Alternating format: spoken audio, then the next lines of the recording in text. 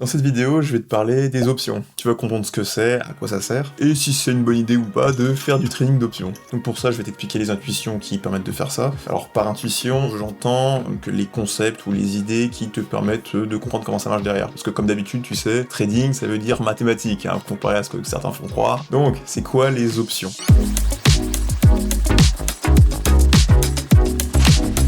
C'est un produit dérivé. Un contrat d'option, précisément, il y aura forcément un vendeur et un acheteur. L'acheteur, ici, s'assure avec une option, entre guillemets, et le vendeur servira d'assureur. Alors pourquoi je dis assureur, assurance ? Parce que les options, ça ressemble un peu à une assurance. Si tu prends une option de vente sur l'action ABC, j'ai inventé ça comme ça, bon, action ABC, elle vaut 100 €, tu prends une option de vente à 95 €, ça veut dire que tu as le droit, et non pas l'obligation, de vendre les actions ABC à 95 €. Donc, quand une action ABC est à 100 €, ça n'a aucun intérêt, mais admettons que l'action chute à 80, alors à ce moment-là, c'est très intéressant, puisque tu vas pouvoir la vendre à 95 € alors qu'elle est censée être à 80. Donc dans un tel cas, tu ferais un gain de 15 €.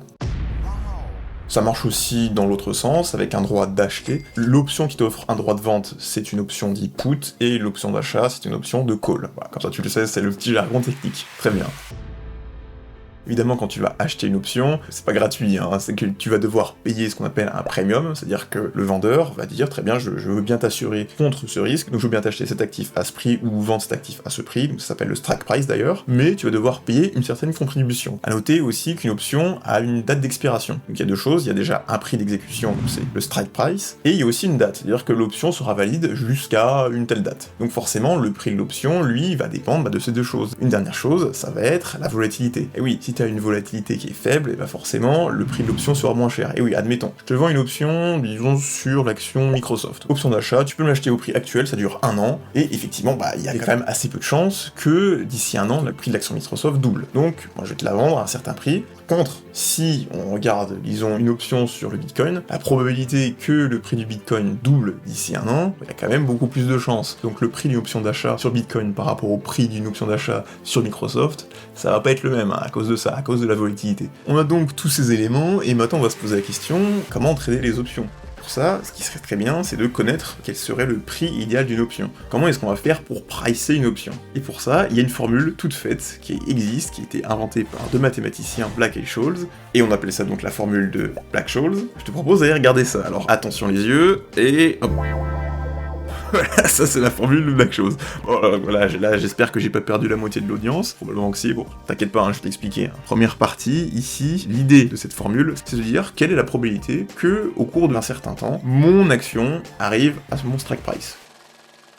Et si tu sais ça, ça va être par la suite beaucoup plus facile de calculer le prix d'une action. C'est très simple, puisqu'ici tu sauras en moyenne quand est-ce que ton action va atteindre ce prix-là, et donc quand est-ce qu'en moyenne tu vas devoir payer, si t'es vendeur d'options. Donc, si tu es capable de calculer ce genre de choses, ça va être très facile après de proposer un prix pour une option. Donc dans le cas de la formule de Black-Scholes, ce qu'on va faire, c'est qu'on va modéliser le cours de l'action, on va utiliser sa volatilité, comme d'habitude, et surtout, on va modéliser ça comme un mouvement brownien. Je vais pas te faire le détail de ce que c'est un mouvement brownien, peut-être plus tard, mais ça dit qu'en gros, le cours est complètement aléatoire, et la seule chose qu'on a, c'est une volatilité. Le fait est que, en pratique, la formule de Black-Scholes, elle est pas vraiment utilisée. Pourquoi ? Ça, je vais te le montrer, c'est parce que le modèle du mouvement brownien a un problème, c'est qu'il considère les mouvements des prix comme étant distribués selon une loi normale. En pratique, c'est pas le cas. Les prix des actions, même les prix des cryptos, surtout des cryptos même d'ailleurs, ne suivent pas vraiment une loi normale. Elles suivent une autre loi, très compliquée à modéliser, il n'y a pas vraiment de formule comme ça.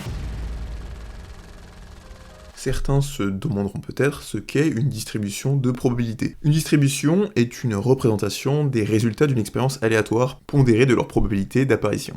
Une distribution très connue est la courbe en cloche, aussi appelée gaussienne. On voit sur sa distribution que le résultat d'une expérience suivant une loi gaussienne a plus de chances de se trouver autour de 0. Puis plus on s'écarte, et plus ces chances rétrécissent. Donc pour les petits mouvements, ça va bien marcher, ça va bien suivre une loi normale. Par contre, pour les mouvements extrêmes, non, ça va pas se passer comme ça. Là, je vais te mettre les deux distributions, ici, voilà. Bon, et on voit que, pas du tout. Pour les petits mouvements, effectivement, c'est à peu près cohérent. Et par contre, pour des gros mouvements, on voit qu'il y en a beaucoup trop sur une action. C'est le phénomène de fat tail, de queue épaisse, qui fait que les mouvements extrêmes arrivent beaucoup trop souvent, que si les rendements étaient distribués selon une loi normale.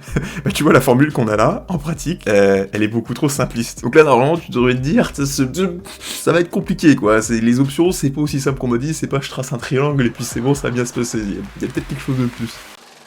On va passer à l'achat d'options, hein, on va regarder si c'est intéressant de le faire. Donc déjà, comme d'habitude, et ça va être vrai sur beaucoup de produits financiers, mais surtout sur les options, tu vas avoir une armée de bots qui, eux, auront la formule de Black-Scholes intégrée, même des modèles beaucoup plus avancés que ça, et qui, eux, seront très bons pour trouver le prix juste d'une option, et puis t'inquiète pas, ils vont te rajouter un petit premium aussi par-dessus, ce qui fait que quand tu vas vouloir leur acheter leurs options, et 99,999% du temps tu vas l'acheter un bot, et le bot, il t'aura eu, quoi, il aura trouvé un prix auquel toi t'auras accepté de l'acheter, mais pour lequel tu gagneras jamais d'argent, en tout cas à long terme. Ce qui va se passer, c'est donc, tu vas en permanence payer des primes, des premiums, et puis en plus tu vas payer des frais de courtage. Tu peux bien te douter que celui en face, ça va être un bot qui est spécialisé uniquement là-dedans, qui a tous ces modèles intégrés, et tu vas jamais acheter une option à un bon prix, jamais de la vie. Et donc à la fin, tu vas finir par simplement perdre le prix de ces primes, et puis les frais de courtage aussi. Donc, en conclusion, tu vas finir avec un manque à gagner. Pas que tu vas perdre tout ton argent, puisque de toute façon tu vois combien tu payes à chaque fois, tu payes le coût de la prime, mais à la fin tu vas gagner moins que si tu avais simplement, disons, acheté des actions et attendu. Dans des cas spécifiques, ça peut être utile les options, mais dans un cas général, est-ce qu'on va acheter des options? Sincèrement, non, c'est une mauvaise idée. Maintenant, est-ce que ce serait pas une meilleure idée de vendre des options? Certains pourraient se dire. Non, là c'est pire. Autant acheter des options c'est une mauvaise idée, autant vendre des options c'est clairement une idée de merde.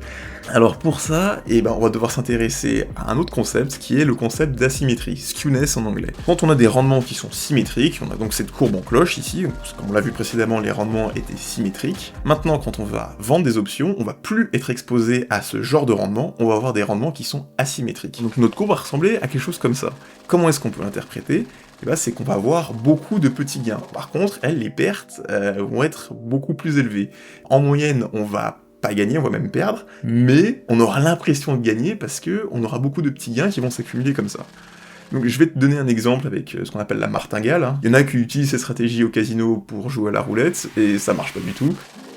Le principe, tu as une mise, tu vas donc parier ta mise à la roulette, donc tu as à peu près une chance sur deux de gagner, un petit peu moins parce qu'il y a la case verte qui te fait perdre à chaque fois. Tu poses ta mise, ok, si tu gagnes, tant mieux pour toi, tu remportes de l'argent. Si tu perds, tu vas doubler ta mise. Donc de cette manière, si la fois suivante tu gagnes, tu auras remboursé ta perte précédente, plus tu auras gagné ta mise initiale, et si tu perds, tu vas continuer, tu vas recommencer, tu vas encore doubler, jusqu'à ce que tu gagnes. Certains se diront, c'est super, je peux pas perdre 10, 15 fois d'affilée si j'ai l'argent, donc franchement, ça peut pas arriver ça quand même.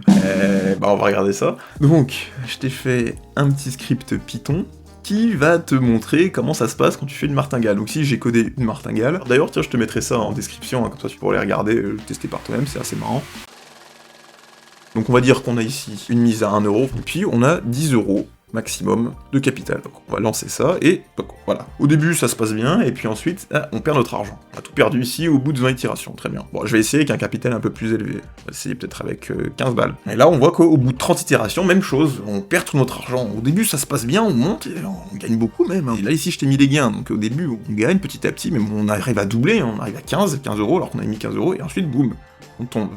Okay. On va tester avec beaucoup plus, je testais avec 100€. 100€, on peut quand même pas perdre autant de fois d'affilée.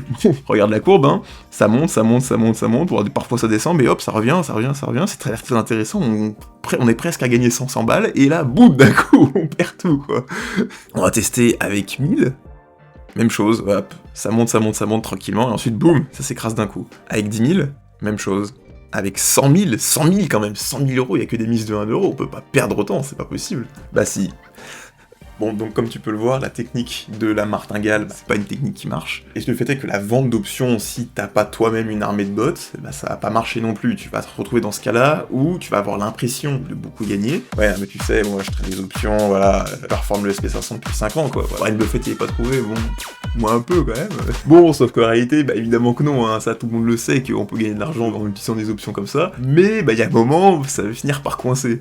Comme dit Nassim Taleb, les vendeurs d'options mangent comme des poussins et chient comme des éléphants. C'est que pendant toute une longue période, tu vas réussir à accumuler quelques gains, tu vas dire « Ah super, je surperforme, c'est génial », et puis d'un coup, tu vas tout perdre. Donc il y en a beaucoup qui te proposent de faire de trading d'options, et alors autant pour les vendeurs de formation Forex, j'ai absolument aucun doute, c'est tous des escrocs, tous des guignols. Par contre, les vendeurs de formation options, bon c'est pas tous des gens honnêtes, mais je pense qu'il y en a quand même pas mal qui ont une certaine bonne foi, dans le sens où ils pensent eux-mêmes que c'est une excellente idée, que ça se voit, regarde, je gagne de l'argent, donc pourquoi ne pas le partager aux autres? autres. Mais voilà, eux-mêmes se rendent pas compte qu'en réalité, il y a un moment, ça va finir par les rattraper. Donc, en conclusion, est-ce que trader les options est une idée de merde? Oui.